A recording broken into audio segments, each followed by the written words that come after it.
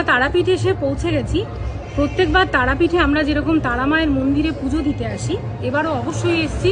তার মধ্যে এটা আরও নতুন বছর, তো নতুন বছরে মায়ের পুজো দেবো না সেটা তো হয় না, কিন্তু তার মধ্যেও এবারের আমাদের তারাপীঠ আসার আরও আরেকটি উদ্দেশ্য আছে। সেটা হলো আমরা এখানে একটা সংগঠনের সাথে এসেছি। নৈহাটি দোগাছিয়া তারামা ওয়েলফেয়ার সোসাইটির তরফ থেকে এখানে একটা ভান্ডারা অনুষ্ঠিত হয়, একটা সামাজিক অনুষ্ঠান, যেখানে স্বাস্থ্য শিবির, তারপরে খাওয়া দাওয়ার ব্যবস্থা, নদীতে সন্ধে আরতি, হোমযজ্ঞ এবং বিভিন্ন সামাজিক অনুষ্ঠান সব কিছুর মধ্যে দিয়ে 3 দিন ধরে এনাদের এই অনুষ্ঠানটা হয়। সেই অনুষ্ঠানেই যোগদান করতে আমরা সপরিবারে এসেছি। বেশ সুন্দর, খুব ভালো লাগছে।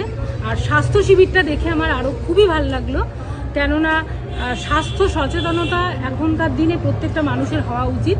আর সেটা যদি কোনো সংগঠন বা সংঘের মাধ্যমে হয় তাহলে সেটা আরও অনেক বেশি সুন্দর। তো ভীষণ ভালো লাগলো।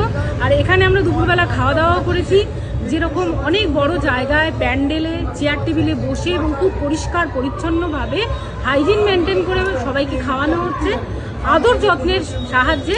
সেরকম আবার বাইরেও কিছুটা বুফে সিস্টেমে এখানকার যারা কর্মী আছেন বা প্রত্যেকে, যেরকম আমি এসে ইচ্ছা করলে আমিও পরিবেশন করে সবাইকে খাওয়াতে পারি, যেটা ভান্ডারায় হয়, সেই ধরনেরই অনুষ্ঠান।